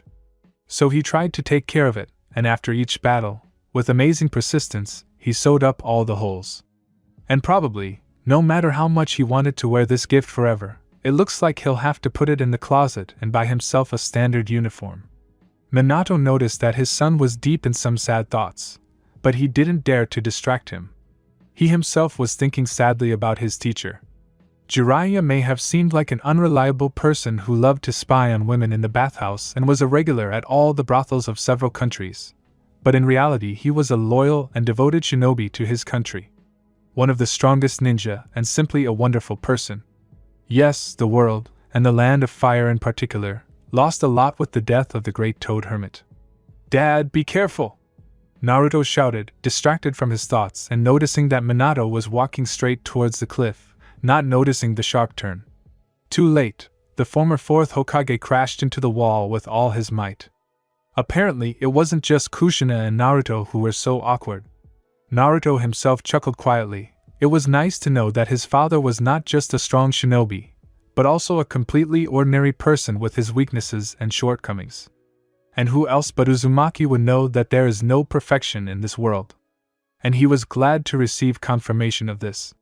Still, he did not want to adore his father for some ephemeral merits written in service scrolls. For some reason, Naruto also thought about his possible children. What if they, like him, don't know their parents, but admire him as the hero of the village? No, he definitely wouldn't want that, and if he has children, he'll shout to the whole world that they are his. So that everyone knows. Minato was embarrassed. You have to think about it. He made a fool of himself in front of his son. Look how he walks, smiling happily. I wonder what his son's head is filled with. On the surface, he seems like a real fool. But in reality, Naruto has an iron and unwavering will, and a stubborn character of a person who never gives up. Namikaze had not yet seen him in real action, in a life-or-death fight. But the stories of Naruto and Kakashi themselves give a very accessible picture, revealing the character of his son in all its colors. What other shinobi can boast of saving a village more than once, almost single-handedly, fighting to the bitter end? What was even more surprising was that most of the bad shinobi, desperate people, complete criminals, impudent youths from great clans, became friends with Naruto Uzumaki. An incredible gift for persuasion, probably inherited from both parents, who combined into such a unique talent. The son surpassed his father, although, in Minato's opinion, this is how it should be. Finally, the two blondes found the herb they needed. Naruto immediately, with enthusiasm that came from nowhere, began to collect it. Minato simply sat down tiredly on a fallen tree next to the clearing. Even great people can afford a moment of weakness. The fair-haired guy created a dozen shadow clones to help himself, and they, shouting and arguing among themselves, stripped the entire clearing with the plant to the roots in about 10 minutes. The fourth Hokage didn't even have time to catch his breath. After all, a 24-hour trek through the mountains is not a fun walk around Konoha. Team Kakashi was returning to Konoha. Kakashi himself, and Sasuke along with him, pleased the other members of the squad with their more open behavior. You know, you're much more interesting this way, both of you, Sakura said thoughtfully during one of the stops. Kakashi tried not to blush, and Sasuke smiled gratefully at the pink-haired girl. Since the Uchihas returned to Konoha, they had very little contact with Haruno. The former apostate did not know that the previously weak, uninteresting and down-to-earth girl had become a wise, intelligent and rather strong woman. Sasuke didn't know what had made her change so much, but he knew that he liked her much more like this, and that she didn't irritate him as much as before. Uchiha did not regret returning or deciding to change. He seems to have regained the trust of his old friends, on his own, and not because they are Naruto's friends. Kakashi felt like he had lifted a multi-ton weight from his shoulders. He could breathe easier. He wanted to smile for no reason. He looked at his team and was glad that he had raised such wonderful students. The soul was very light, and Kakashi quickly took up the conversations and arguments of Yamato and Sakura, and Sai's thoughts. So the return in such a mood was fun and relaxed. Although everyone was missing one such extremely active blonde to make the team complete. Sasuke was finally let in on the secret of what the fourth Hokage had forgotten and was strictly forbidden to spread the word. Who should I tell? The Sharingan bearer shrugged. And once again I decided to have a detailed chat with Naruto. In Konoha, news awaited them that the Sand family was coming to visit them on a friendly basis. There was something else besides just friendship. Either they were going to marry Temari, or Kankuro was coming to ask for her hand in marriage, or Gaara himself. In general, rumors were circulating, and no one except the Hokage and Kazekage knew what the essence of the visit was, but they were waiting for the guests with impatience and joy. Literally the day before the guests from the Land of Wind arrived, Minato and Naruto returned. Namikaze was squeezed like a lemon, and looked at his son with a mixture of respect and fear. He felt his son's character. Naruto, having rested in the same village they had stopped on the way to the mountains, immediately dragged his father back to his native village, immediately rushing through the trading quarter, buying everything he needed for himself and his father. And upon hearing the news about the visit of one of his most beloved friends, Uzumaki was overjoyed and ready to move mountains. Minato barely managed to calm his son down, somehow dragging the resisting and energetic blonde into the house, almost locking him there. The fourth Hokage's body was yearning, begging for rest, and finally his pleas were heard. Minato stretched out on the bed, stretching sweetly. Naruto, already as usual, spread out the futon, followed his father's example, literally a minute later falling asleep soundly. It was a sunny morning, but in Konoha the sun almost always shines. Many of the inhabitants had long since woken up. The vast majority of them were either merchants or shinobi. Both were used to getting up early. Ninjas sometimes didn't even go to bed. There were the most of them today near the Hokage residence. Soon the ruler of another village will arrive and everything should be perfect. Although this is Konoha, there is always a mess here. And its main instigator was sleeping peacefully in his little room. At least he had stopped painting the streets a long time ago, Tsunade thought. And Minato, although he knew, hadn't seen everything with his own eyes, so he didn't attach any importance to it. The former Hokage himself woke up several hours ago. He unpacked all the things he bought, put some on, hung some in the closet. Minato was terribly sorry that nothing was left of his house, not even photographs. Naruto didn't seem to pay attention to this, or he simply locked all the negative feelings inside himself. His father had managed to discern this quality in him, quite a good one, but very difficult for the owner. Emotions, no matter how bad they are, must be able to splash them out. Minato once hinted at this, to which his son just waved his hand and said that everything was fine, smiling from ear to ear. His son was incredible. He hadn't expected him to be like this. But he was glad he had seen Naruto at all. Minato was also curious about who this Kazekage was that his son reacted like that. The man had heard a few phrases, it seemed they were the same age. I wonder if they had been friends for a long time, how Naruto reacted to the promotion of this Gaara, who, consider, fulfilled his cherished dream. For some reason, Minato thought he smiled through force and congratulated the new Kazekage. This is his son, he can't do otherwise. Oh, here this fair-haired miracle has woken up. He sits there, blinking his eyes dazedly.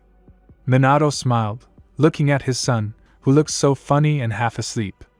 "Good morning, Dad," Naruto greeted in a hoarse voice, smiling as well. "It's almost noon, and you have the whole morning." The man lightly scolded his son. Naruto only smiled. He stood up, looked at himself in the mirror, ran his fingers through his hair, and pretended that it was already combed. "That won't do, take a comb and comb your hair, loser." Minato smiled even wider. The guy only grumbled something and headed towards the bathroom. Uzumaki finally got himself together, and came out of the bathroom looking like a real hottie. Namikaze was rummaging through the food cabinets. "It's nothing but ramen here." Naruto shrugged and smiled a little guiltily. "Normal food spoils quickly." "Yeah. Kushina would definitely scold you for that," Minato said, trying to remove the sadness from his voice. "He's not going to live in the past, he loves his wife, of course. But she's dead, and breaking his heart over it would be the height of stupidity." Naruto thought so too, so he put on a horrified expression and left the house through the window. "And he said something about Kakashi?" Minato smiled again and continued looking for something to eat other than noodles. Naruto returned 10 minutes later, holding several bags filled to the brim with normal food. The two blondes started cooking. Naruto of course knew how to do it, but he was always too lazy. It was easier to boil a kettle and make some noodles. And there was no one to try for. Uzumaki didn't like it much, he did everything for others, even food. Namikaze could only wonder who taught his son to cook. It turned out so delicious that Minato couldn't resist stealing a particularly appetizing piece. Naruto just smiled and pushed plates with already prepared food towards his father. The guy himself also stole food, and what cook doesn't taste it? So it turned out that when it was time to sit down at the table, both Minato and Naruto were already almost full, but they pounced on breakfast with genuine enthusiasm. Having threshed everything edible on the table, father and son headed towards the Hokage headquarters. After walking through the streets and greeting everyone he knew, Naruto proudly raised his head and entered the building. Minato, quietly laughing, walked a little behind. Kakashi joined his teacher, greeting him without looking up from his book.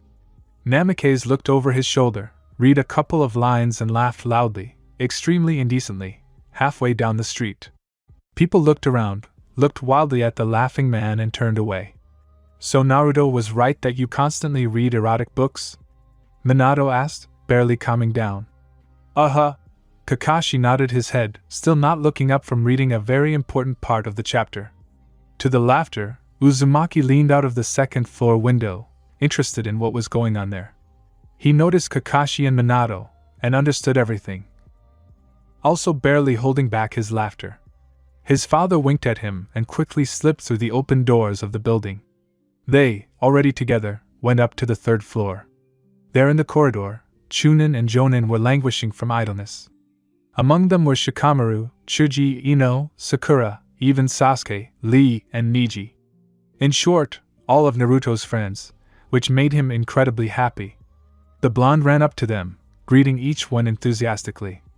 And he almost fell when Sasuke himself extended his hand to shake, and even smiled modestly. Uzumaki did not lose his head, but grabbed his hand and shook it for a long, long time. Uchiha was already thinking about doing something bad to him, but stopped.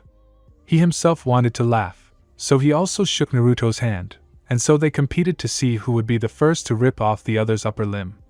Shizen came out of the office and beckoned to everyone gathered. A crowd of terribly bored shinobi burst into the room. Naruto made his way to the fifth table and almost kissed the poor, clueless woman.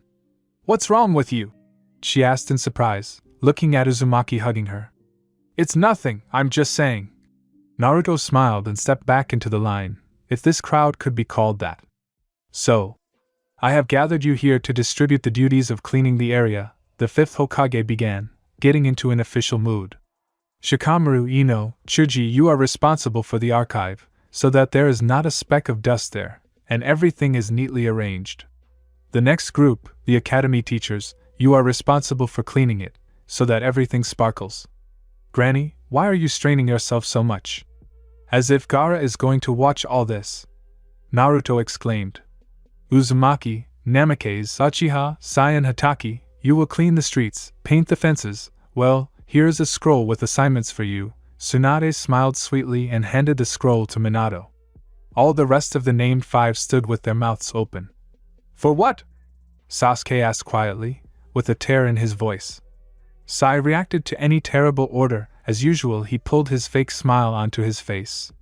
Kakashi wanted to hide both eyes under a bandage. "Uzumaki, this is all because of you," hissed the Uchiha, who couldn't believe such a task. "No, you see, she had a list." "Admit what you did wrong," Naruto whispered, coming closer to his friend. "Yes, we did the mission perfectly," Sasuke answered just as quietly.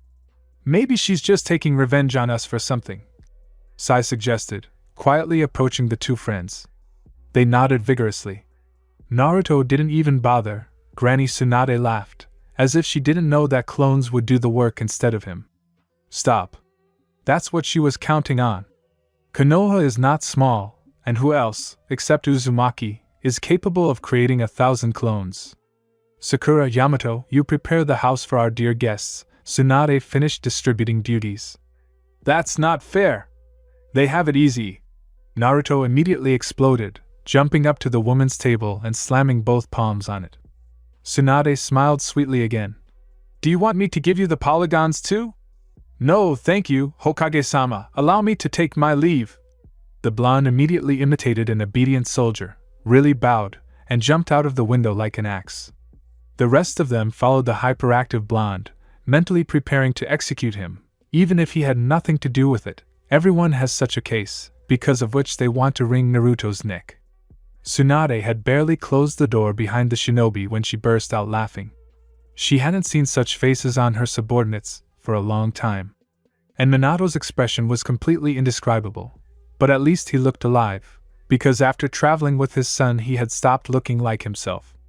The fifth, by the way, also had no idea why the Kazekage was coming with his brother and sister, and a bunch of other shinobi to follow. I wonder why Gaara had made such a secret. He doesn't like surprises, not Naruto. It was all very strange, and so mysterious that the Hokage herself couldn't wait to see the guests. Naruto trudged ahead of everyone, thinking how the poor thing would waste his chakra today. And not just for training, even with Sasuke, but for simply cleaning the streets. The Hokage should be executed for such Saturdays. The blonde himself thought that if he were Hokage he wouldn't have forced the proud shinobi to do such a thing. Sasuke also cursed everything in the world, but he also did not forget to look with interest at Torin Namikaze. He looked as if he painted fences and swept streets every day. Uchiha was very interested in the fourth Hokage. Naruto was not the only one who idolized him. Kakashi fenced himself off from the world with a book, and decided to drown his frustration and sadness in it. And Sai tried to get Namikaze to talk, pestering him with some completely absurd questions. At least he didn't say anything about the sizes. Otherwise, there wouldn't have been a wet spot left on the poor former subordinate of Danzo. Minato unrolled the scroll and read it carefully. So, wash the Hokage rock? Was the first item on the list. What? The rest of the group asked in unison. Naruto, this is your job. Sasuke immediately waved off this tediousness. Why me first? I've already washed it the most. Uzumaki tried to fight back, so now it's your turn. Well, Naruto-kun, Kakashi drawled, smiling cloyingly, you have shadow clones, it doesn't cost you anything. I'm counting on you, you're my most beloved student. No! A wild, despairing cry rang out over Konoha. The residents shuddered and prayed to the gods that Uzumaki would not do anything else. 10 years of waking up and going out into the street in horror, afraid that they would not recognize their home, was enough for them. But the hero of the village had no intention of engaging in such nonsense.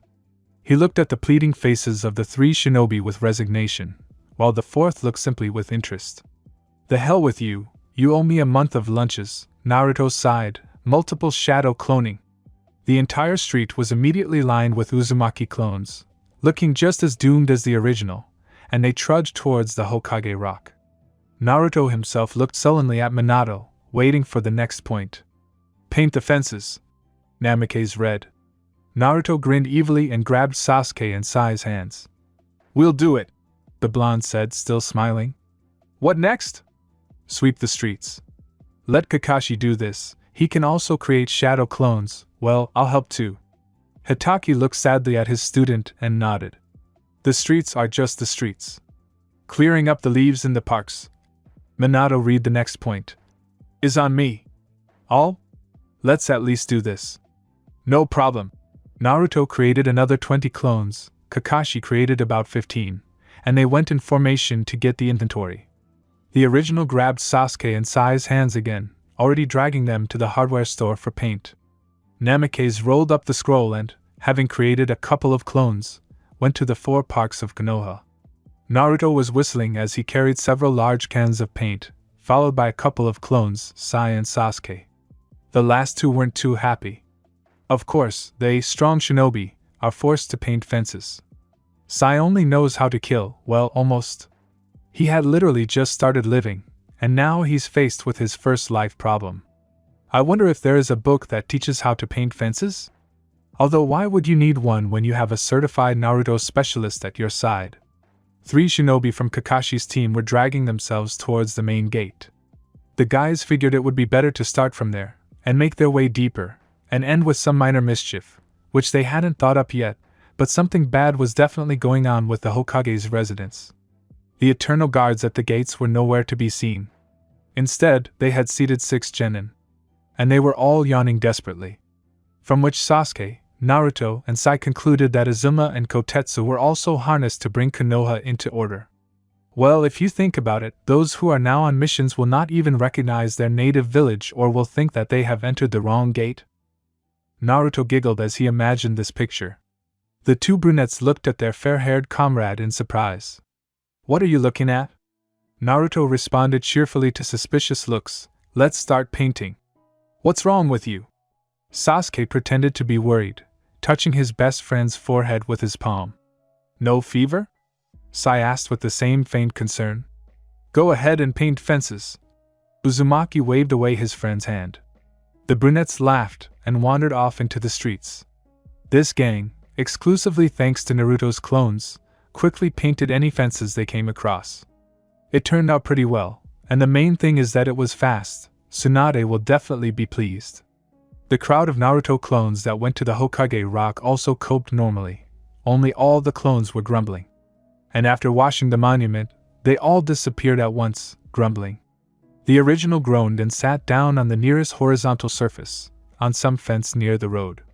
The weakness was not that strong, but plus Naruto's own fatigue, it turned out to be quite noticeable. By the end of the day, all of Konoha's fences were painted, and there were quite a few of them. Team Kakashi was very proud of this, and they all went home with confidence. Kakashi himself and a couple of Naruto clones finished their work, swept almost all the streets, and the poor copy ninja was simply falling off his feet from fatigue, shadow clones in the amount of as many as 15 copies were difficult for him. He had significantly less chakra than Naruto. Hatake was still horrified that his student had much more chakra than his teacher, and even more horrified by the fact that Uzumaki, it seems, almost every day increases it. If now they conducted training similar to the one when Naruto created Rasen Shuriken, then the blonde would probably last without a break for 2 days, or even 3. Naruto himself went to one of the parks after his father, where he was also finishing cleaning. Probably, Konoha had never known such purity. Apparently Tsunade was striving for this. "So how is it?" Naruto asked, approaching Minato. The boy still couldn't get used to the fact that his father was with him, and not much older than him. Naruto even had an idea of how he got into the past, before the creation of the technique. "Finished," Minato said, exhaling, smiling, and wiping the sweat from his face. They were all tired of working at such a fast pace today. But the delegation from the sand can calmly and proudly show the village. "Let's go home." Naruto smiled back. What an unusual feeling it is to know that someone might be waiting at home, and to be glad that the most unpredictable shinobi of the leaf has returned. Minato felt almost the same, with the difference being that he was always expected at home. But it's a different matter when you're already a stranger here. But there is also a kindred spirit in this world. Sasuke didn't admit it out loud, but he was very pleased with himself. He still managed to be more open in communication. He felt like he was reborn. The hatred had retreated and faded into the background. After all, it was very difficult to get rid of it. But warm and bright feelings appeared, which Sasuke had been driving away from himself since Itachi killed the clan. He even became friends with Sai. It turns out the guy is quite good, although his emotions are also lame on both legs. It sometimes seemed to Uchiha, especially today, that they had become closer spiritually, and perhaps they could help each other. Sasuke walked home, smiling quietly at the moon in the dark sky. He let go of all the bad memories of Itachi, and now he could think about him calmly, with light sadness. He was a good brother after all. Even from a distance he managed to take care of and look after him. And Sasuke was really stupid. He didn't understand anything, and he couldn't see beyond his nose. Uchiha was also jealous of Naruto, for the umpteenth time, only this time the Endi was white. The brunette was jealous that Naruto was able to save his father, and now he was wondering if it would be selfish to save his brother. I was also thinking about how to convey this to Naruto. They still hadn't had a serious conversation. Maybe I should go to him in the morning and have a heart-to-heart talk. Sasuke came to the Uchiha quarter. It was still deserted and empty. Sometimes, closing his eyes, the guy saw visions of the past, when life was in full swing here, and there were a lot of people bustling about in the streets. And once again he remembered his destiny to revive the clan, so that life would be in full swing in this quarter again. And for this he would have to try very hard, and he was already at the right age to get married. There is no suitable girl in sight yet, but not all is lost. Sakura was cleaning the house where the Sandmen would be staying.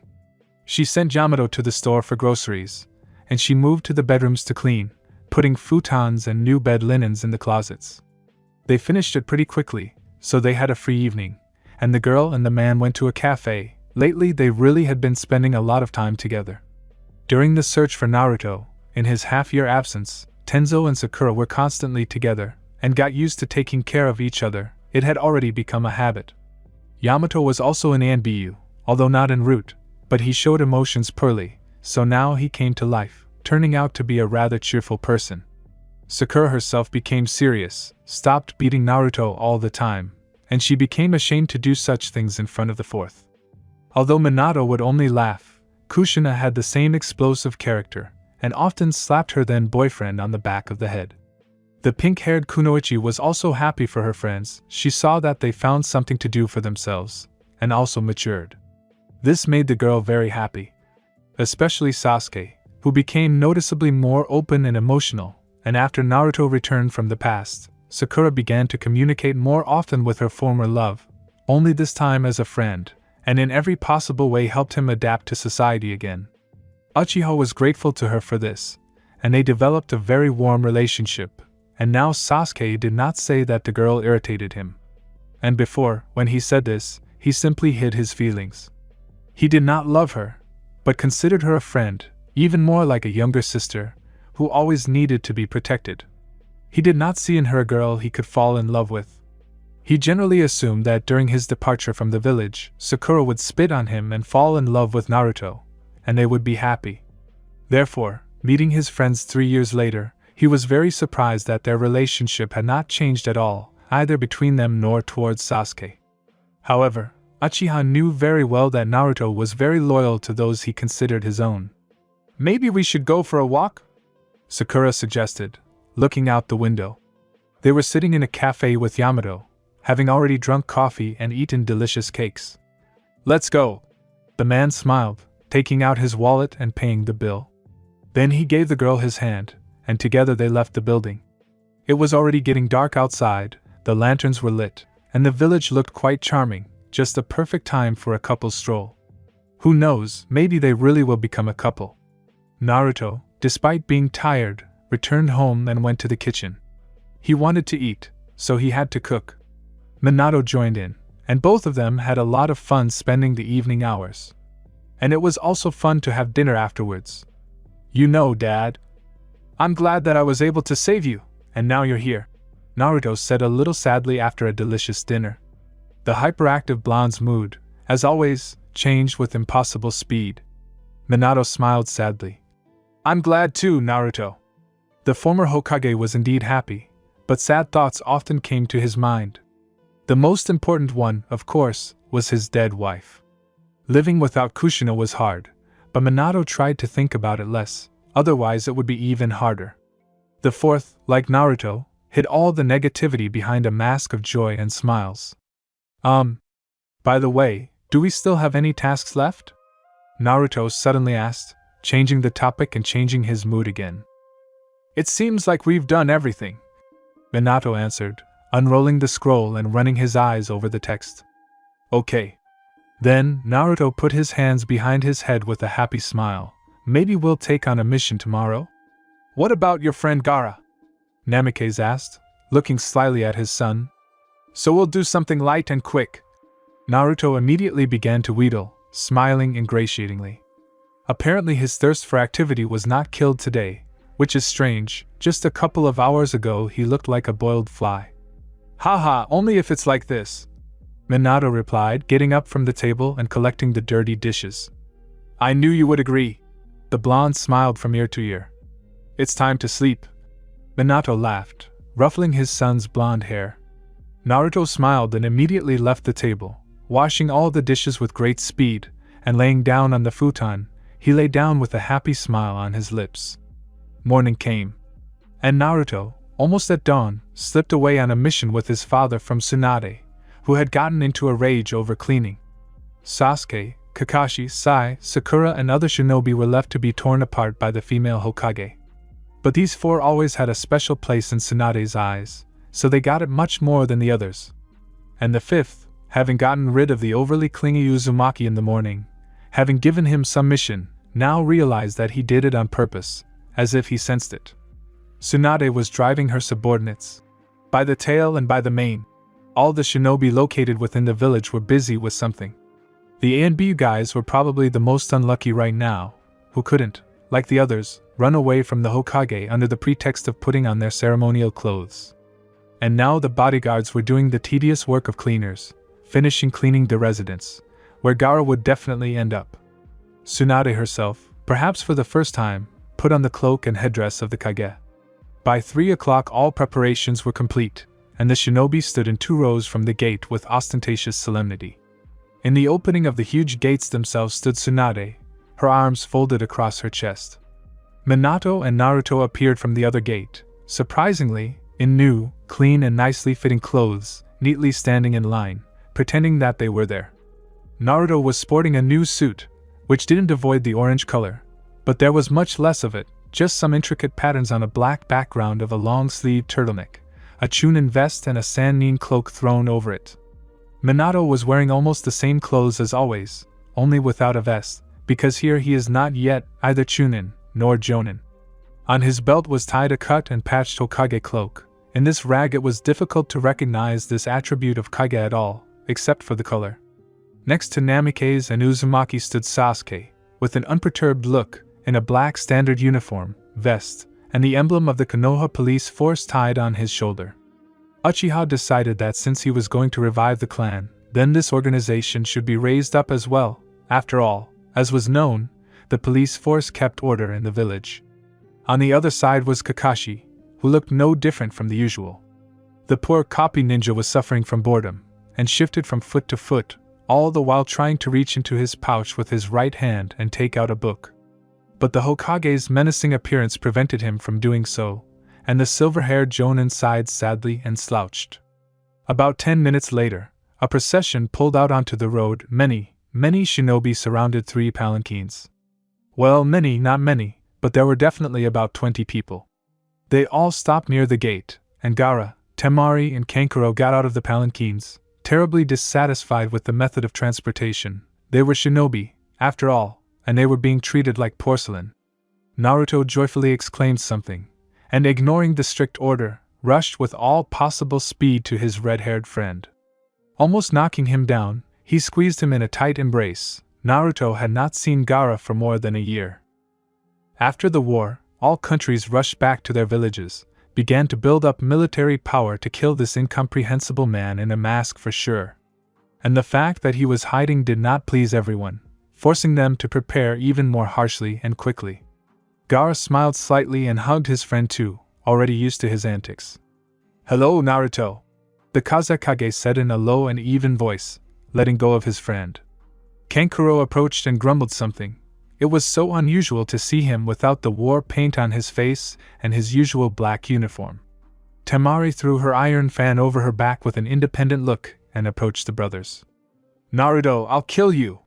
Tsunade hissed, with a sweet smile on her lips. The blonde jumped away from the angry woman and pretended to be a monument to himself. Minato, Kakashi, and Sasuke couldn't help but chuckle, but they laughed quietly so as not to bring the fifth's wrath down on themselves. Namikaze never regretted going with Naruto, and now lives with him. Here, although everything has changed, Konoha has remained the same, perhaps even better. And Minato understood that all these improvements in relations, not only in the Leaf itself, but also with other countries, did not happen without the intervention of his son, Naruto. "Yes, Sensei, I see that Naruto really is the child of prophecy," thought the former Hokage. If he also knew what Uzumaki himself said about the story that Jiraiya wrote, after which hero he was named, then he would be even more convinced of his rightness. Then the people from Suna were met as expected. The shinobi who were not the Kazekage's personal guard were sent to the dormitory, and the Kazekage himself with his brother and sister to the very house that Sakura and Tenzo were preparing. Sakura herself was currently in the hospital, replacing the Hokage and Shizun, because both were meeting guests, and someone had to watch over the sick. And Haruno, as Tsunade's best student, was perfect for this role. The guests were immediately picked up by their white arms and the tour began. Naruto was pushed away from his friend, and the blonde with the most offended expression on his face trudged to the training ground. His friends, choking with laughter, followed. And in vain, a slightly angry Naruto turned into a beast, and as soon as he arrived at the clearing, he immediately summoned several dozen clones, just as angry as the original. Minato and Kakashi prudently ran away and sat on a tree. The copy ninja shared his stock of books by Jiraiya, and instead of them, the clones, Sasuke and Sai, took the rap. Both black-haired ninjas dodged Raisengans with laughter and inserted caustic remarks. Gaara obediently followed Tsunade as the woman led him to her residence. "And why did you come here?" asked the gorgeous blonde, entering her office and sitting down on her desk. "The Akatsuki problem is still unresolved," Gaara said calmly, "and the risk of another war is great. So you decided to strengthen the ties between our villages?" Tsunade nodded. "Yes." "Good. Now no more business, go and rest." Tsunade was so tired from the previous cleaning that now she had no time for all this fuss. The young 5th Kazekage seemed to understand this perfectly well, and quietly chuckled, leaving both the office and the residence. There was no longer any Kankuro or Temari on the street. Apparently the brother and sister had already found some entertainment for themselves and ran away from the officialdom. The red-haired guy chuckled again and, scattering like sand, began to look for his dear friend, Naruto. After all, Gaara had practically come here for him. Sand Intelligence reported that they may have found the hideout of the guy in the red mask. And the first to be hit, as always, is the Jinchuriki. Uzumaki was found on a training ground that had once been a forest, but now looked like a logging site and a dug-up field. Kakashi and some unknown young man were almost falling from laughter from one of the trees. Sasuke and Sai were also running away from Naruto's clones, laughing.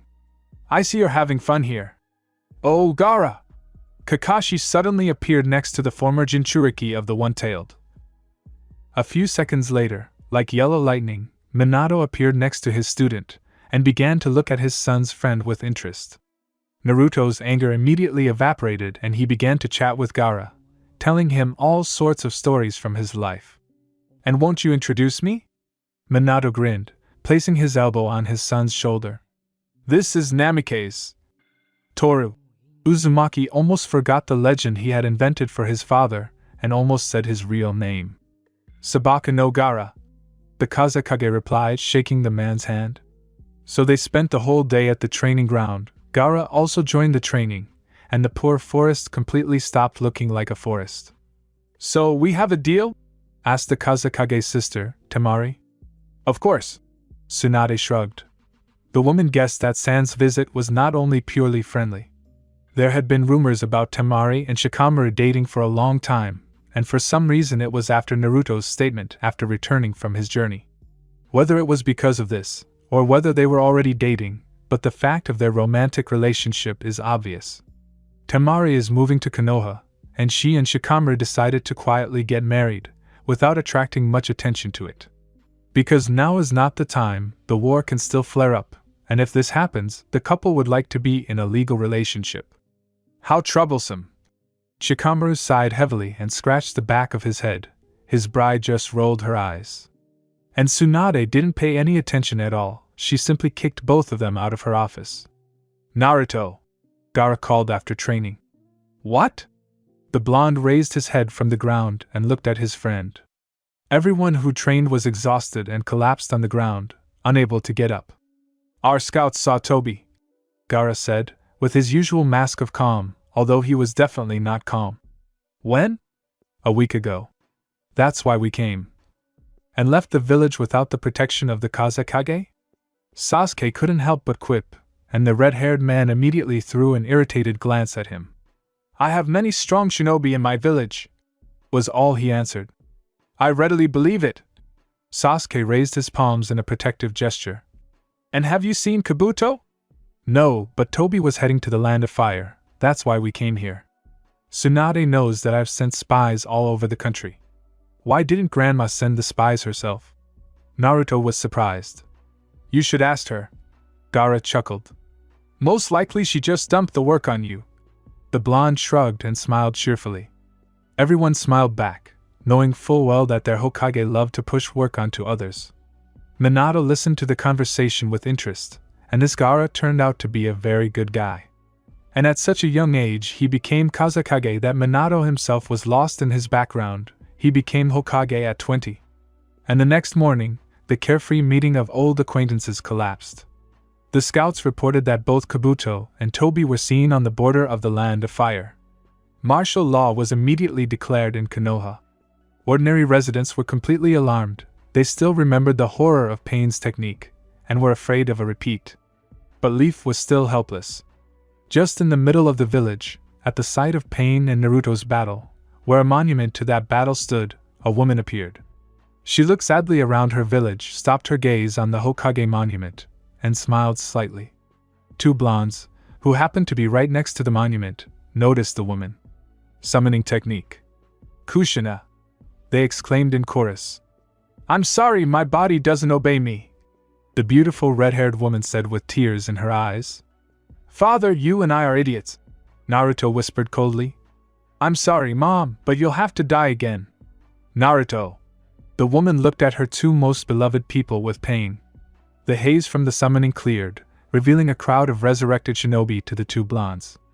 We sealed them, Naruto whispered in amazement, looking at the first and second Hokage, the third, many representatives of the Uchiha, Jiraiya, Gaara's father, and again almost all the Kage were here. Itachi, Kisame, Zabuza, Haku. Again, all the same faces. How? The Uzumaki clan is famous for its seal techniques. An old woman, who did not look dangerous at all, sank down in front of Naruto. A thin build, a sunken face, long brittle hair. But Naruto was frightened by something else, a familiar seal, similar to a diamond, in the center of the forehead. Mito Uzumaki? Minato whispered in amazement. He remembered this woman. Did you unseal them all? Asked Naruto, who was very quick to think in a moment of danger. The woman smiled sadly and began to attack the boy, who watched with horror and pain as the entire crowd of resurrected people went in different directions, like a living river spreading through the streets of Konoha. They brought death and devastation, sparing no one. Kakashi was chatting with his team. The only ones missing were Naruto and Minato. The two had been looking gloomy since the morning and then disappeared altogether. Sasuke and Gaara were talking about politics when a man appeared right in front of them. Brother? Sasuke asked incredulously. I was summoned again, Sasuke. Itachi answered sadly. Mangekyo's Sharingan. The ninja scattered, only Sasuke remained standing. He also activated his dojutsu. Kakashi was sitting on a branch of a nearby tree. He took off his eye patch and joined the fight. What's happening? I have orders to kill everyone I meet. You know, it's impossible to resist. Brother! Sasuke exclaimed, tears appearing in his eyes. He wanted to save Itachi so much, he wanted to talk to Naruto about his technique. Could it be used on his brother? Now he would never know about it. Sasuke would die, but he would stop Itachi. The village was a treasure for the only living Uchiha. Naruto was able to convey this thought to his friend, and how much Sasuke tried to earn the trust of its inhabitants, that now he did not want to lose all this. The Uchihas did not waste their time on stupid techniques. They played their trump cards, using the power of their eyes at full capacity. Other revivifiers quietly intervened in this fight. The nice clearing of the training ground was reduced to a burned-out wasteland with the black flame of Amaterasu. Sasuke, crying, burned all the summoned ninja with this fire, and even his brother, who was able to break free from the total control of the summoner for a moment, and exposed himself to the fire. Sakura was crying over Tenzo's body. He had shielded her from the deadly technique and died himself. The girl might not have been in love with him, but they were close enough, and she definitely liked Yamato. Sai, with a stony face, was bandaging the stump of his arm. Danzo had summoned and immediately cut off his hand, knowing what his former subordinate was famous for. Kakashi was half lying next to the black-haired man, breathing heavily. He had been grazed by the blade of one of the swordsmen of the mist. And other summoned ones were drawn to the clearing. Again, Gaara groaned, rising heavily from the sand that was covered in his blood. Even his absolute defense was useless against Haiden's ritual. Tsunade was in shock. The ANBU around her were fighting like animals, and the woman kept looking at Dan, Nawaki, Mito, Jiraiya, and Hashirama. Tsunade-sama, come to your senses. Genma, who was nearby, barked, repelling the attack of some ancient missing nin, only to fall from the insidious attack of another revivifier. Genma! The woman shouted, and pulled herself together. She immediately used her secret technique and came face to face with her grandfather's. You have become a beautiful woman, granddaughter. Hashirama smiled sadly. I knew who to fall in love with, forgive me, Tsunade. An even sadder voice sounded behind the woman. Rasengan. The woman barely managed to dodge, and again had to run away from the spot, with tree branches rushing after her. She was hit by some stray technique, and Tsunade hit the roof of the building and fell to the ground. The woman's consciousness left her. The remaining ANBU guards and Shizen stood up to protect the life of their Hokage. They were joined by the old Inoshikacho group, their younger selves fighting somewhere nearby. The Hyuga clan fought off the attack of the resurrected, giving time for ordinary residents, the elderly and children to get to shelter. Here we meet again, Hayashi, said a man who was absolutely the same as his opponent. Yes, I thought I wouldn't see you again, brother. Hayashi lowered his head for a moment. The two brothers had their children fighting alongside them. Hinata, Hanabi, and Niji were fighting to the death. Hinata was gritting her teeth, and why was she fighting Nagato for the second time? Only this time it was his real body. We meet again on the battlefield, Nagato-san. The girl smiled bitterly, activating her technique, causing 2 lion heads made of chakra to appear on her clenched fists. "You're a brave girl," Nagato smiled. "And you suit Naruto very well." These words only made the girl grit her teeth harder and continue to attack. And Niji and Hanabi were fighting against a man who looked very much like Gaara and a woman who looked like Temari, from which one could conclude that these were their parents. Not far away, another representative of this family was fighting with his nephew, Kankuro. Next to the puppeteer, Gaara's student, Matsuri, was furiously fighting Sasori. But it was difficult for her to resist this master. Sasori himself was fighting with obvious reluctance in his eyes, and all the time he was glancing sadly at Kankuro. Maki, who was also part of the Jonin accompanying Gaara, suddenly jumped out to help the girl. Her fighting style was well suited here, and soon Sasori was swaddled like a baby in strong, chakra-suppressing fabric. "Shinra Tensei!" The cry of the only, and already undead owner of the Rinnegan was heard. And everyone nearby was lifted off the ground and spun around in a cloud of debris from buildings, trees, dust, and leaves.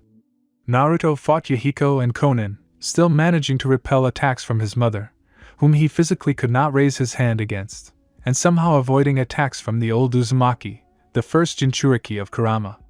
The fox himself also appeared and helped as best he could, snapping his jaws, but unfortunately the bodies of the summoned were restored almost immediately. Minato was fighting the Kage. Besides the third Hokage, the recently deceased Tsuchikage, the third Reikage, and the fourth Mizukage were also there. The father and son still managed to cope with the onslaught of the attackers, but unlike them, they could not heal their wounds. "Naruto, you know that it's useless to just hit them," the hoarse voice of a breathless Kurama thundered in his subconscious. "Yes. Any idea? Seeing Mito reminds me of her forbidden technique. Only members of the Uzumaki clan can use it. What is required of me? You're not a pure Uzumaki, she'll kill you." "I don't care, just talk," Naruto said sternly. "Father, try your best to defeat Kabuto and Tobi," shouted the blonde Minato. "What are you going to do?" Minato shouted back, not even turning around. There was no time. "It doesn't matter." Multiple shadow cloning. An incredible number of clones began to appear, immediately scattering to all the centers of attack. "Secret seal, peace seal!" Naruto shouted, and all his clones along with him. Despite its name, the technique was terrifying. Mito developed it with her parents after Tobirama Senju created Edo Tensei. Only a pure Uzumaki could use it relatively unscathed. All fighting stopped immediately. The survivors covered their faces with their hands from the unbearable red whirlpool of equipment that engulfed them. Whirlpools flared up everywhere, twisted into spirals and forever sealed the dead inside themselves. This seal was impossible to break. Naruto himself was covered in a golden shroud of bijou, Kurama himself was spinning around his Jinchuriki, and panic was splashing in his eyes. "Naruto!" Minato shouted, looking at what was going on. "Don't bother him, fourth!" Kurama exclaimed in panic, and suddenly sat down next to Naruto, and touching the tip of his nose, began to pump his chakra into the boy. "Ay!" Naruto yelled, but he didn't stop the technique. The skin began to peel off, like when the blonde hadn't yet mastered the bijou mode. Blood gushed from his mouth in several streams, as well as from his nose. The guy himself seemed to be losing weight. Soon nothing was left of his developed muscles, a skeleton covered with skin. Naruto himself reminded himself of Nagato when they met. "Naruto!" Minato cried out crying, he was very afraid of losing his son. Finally, the technique completed, sealing all the summoned and only the dead. "Kill Kabuto and Tobi!" Naruto wheezed, falling on the suddenly smaller Kurama, who had given almost all of his chakra to the Jinchuriki. Naruto opened his eyes with difficulty. He was still in the middle of Konoha among the rubble, sealed corpses and living people scurrying back and forth. The blonde felt soft and warm. "Naruto? Alive?" Ino jumped up to him, and immediately covered her mouth with her hand to keep from screaming in horror. "I'll catch up." Naruto just blinked slowly in agreement. His body ached and twisted, but he couldn't move. The girl tried to diagnose, and unable to restrain herself, she jumped to her feet and rushed to the side, bent over and threw up. "I'm sorry!" The girl tried to smile with trembling lips. I saw so much horror today that I couldn't hold back. Naruto also tried to smile, and felt a crust on his lips. Ino couldn't tell the blonde that not only did he have no epidermis at all, that is, the top layer of skin, his muscles were clearly exhausted, as if they had lost all their juices, and his chakra circulation system was completely torn. If Naruto could use techniques again, it would be in 10 years, no less. Because Kurama also needed to restore her chakra reserves, which had been significantly depleted by Naruto's chakra transfer. Finally, the blonde was able to separate his lips. Where is father? He asked immediately. What? Who? The girl who was treating Uzumaki's skin asked again. Namikaze. Toru? He. The girl didn't know what to say. This guy was able to defeat two of the most terrible Nukenin, but he himself is now in a coma. Toby performed some technique, as a result of which Naruto's relative fell into a coma. And it is unknown whether he will be able to get out of it. Naruto closed his eyes, and a tear rolled down his torn cheek. Ino's heart ached. She felt sincerely sorry for her former classmate. The girl understood that Uzumaki cried not only because of the news of his relative's coma, he was not that weak. Naruto mourned all those who died today. Konoha was destroyed again. The Hokage was in serious condition, the elders were dead, Naruto couldn't even get out of bed. Chuji's father, was dead. Like Tenzo, Moreno Ibiki, Genma, Anko, almost all of the ANBU and half of the Chunin, Irika was also dead. The ninja didn't know what to do. Shikaku, his right eye lost in the battle and now looking like a bandit with a fur collar on his vest, scars on his face and a black bandage, offered to reinstate Kakashi as the temporary Hokage. Hatake himself had already received first aid, and he couldn't refuse. Minato, who could definitely lead them all in this difficult time, was incapacitated himself. The first morning, which painted the ruined village with bloody rays of sunrise, came, but did not bring with it the joy of victory in the war. Shinobi from other countries only now began to arrive in the village, but they saw that they were too late. Some stayed to help with the restoration work, or with medical care. 10 years later, Konoha flourished again after the devastation of the one-day war. Minato, barely waking up from his coma, was reinstated. Hatake did not want such a huge responsibility anymore, and immediately after retiring, he got married. All that time, after the battle, he consoled Sakura, who had a nervous breakdown.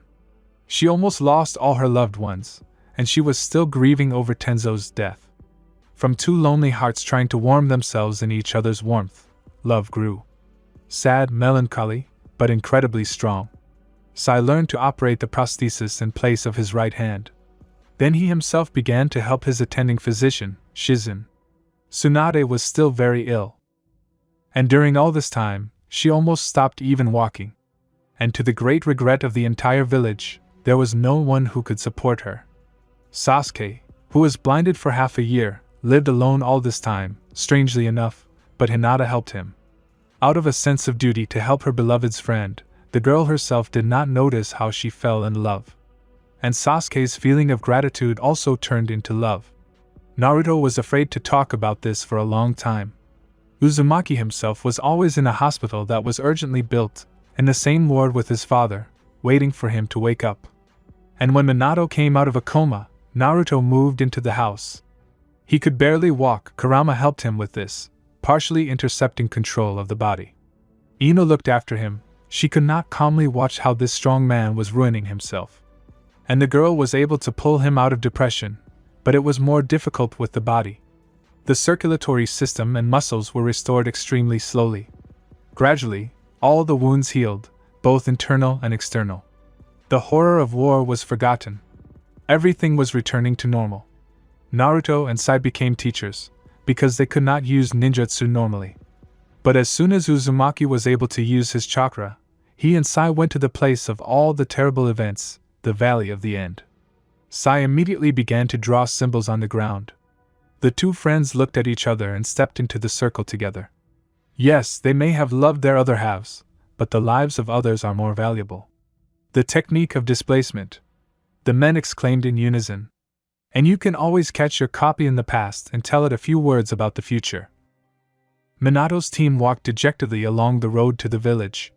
They had completed the task, but they had lost their comrade.